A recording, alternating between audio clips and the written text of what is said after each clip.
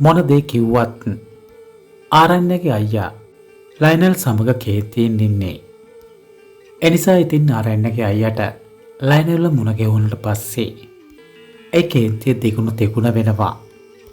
ඒ කියන්නේ ලයනල්ව මුණ ගැහුණට පස්සේ සැබෑවින්ම ලයනල්ව දැක්කට පස්සේ ආරණ්‍යගේ අයියට හොඳටම කේන්ති යනවා. ඒ කියන්නේ ආරණ්‍යගේ අයියට හිතෙනවා වීලුවට හරි ආරණ්‍ය මේ වගේ මිනිහෙක් එක්කද කතා කරන්නේ කියලා. ඒ වගේම බොරුවට හරි ආශ්‍රය කරලා එකට එහෙම යන්නේ මේ වගේ පුද්ගලයෙක් එක්කද කියලා අයියට කේන්ති යනවා. පස්සේ ඉතින් සිද්ධ වෙන දේ ඒ වගේම ලයනල් කරන දේ ඉතින් මේ හැම එකක්ම අද අපි වීඩියෝවේ අවසානයට පෙර කියනවා. එනිසා අපේ වීඩියෝවත් එක්ක දිගටම රැඳී සිටින්න. ඔබ අපේ නාලිකාවට තවමත් අලුත් කෙනෙක් නම් අපිව සබ්ස්ක්‍රයිබ් කරලා එහා පැත්තේ බෙල් අයිකන් එක ක්ලික් කරලා තියාගන්න.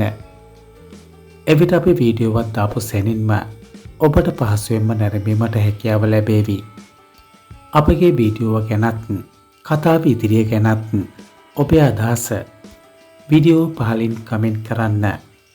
ඇත්තටම ආරණ්‍යගේ අයියා සමාධියට බැහැ කියන්න බැරි කමටයි මේ දේට අවසර දුන්නේ. මොකද සමාධි කියන්නේ ආරණ්‍යගේ අයියත් දෙන්නම ගෞරවයෙන් පිළිගන්න චරිතයක්. ඉතින් ඒක නිසාම සමාධියට කෙලින්ම අයියට බැහැ කියන්න බෑ. ඒකයි සමාධියට පොරොන්දුවක් වෙන්නේ මේකට අනිවාර්යෙන්ම විසඳුමක් අරන් දෙනවා කියලා. ඒ කියන්නේ ආරණ්‍යගේ අයියට පුළුවන් ආරණ්‍යත් එක්ක එකතු වෙලා මේ ප්‍රශ්නේ විසඳන්න. ලයනල්ගෙන් හරියටම ඇත්ත දැනගෙන මේ දේට සම්බන්ධ හැම දෙනාම පාසුවෙන්ම කොටු කරගන්න පුළුවන් බව ස්ථිර වශයෙන්ම තේරෙනවා.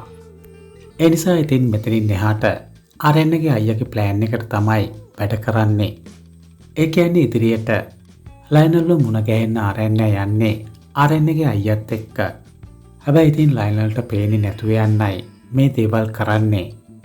කොහොම හරි ඉතින් අපි හිතනවා ආරණ්‍යගේ අයියට ලයනල්ව හම්බෙන පළවෙනි දවසේම ආරණ්‍යගේ අයියට ඉවසීමක් නැති වෙනවා. පස්සේ ඉතින් ආරණ්‍යගේ අයියාගෙන් ලයනල්ට කුටි කාගෙන තමයි මේ සම්බන්ධය නතර කරන්න සිද්ධ වෙන්නේ. කොහොම වුණත් අපි හිතනවා මේ වගේ දෙයක් සිද්ධ වෙන්න කලින් ආරණ්‍යට පුළුවන් වේවි නිවැරදි තොරතුරක් ගන්න. මොකද එහෙම නැති වුණොත් සෑහෙන ලොකු පාඩුවක් සිද්ධ වෙනවා. අපි ඉතින් බලමු ඉදිරියට මින් එහාට මොන වගේ දෙයක් සිද්ධ වේවිද කියලා.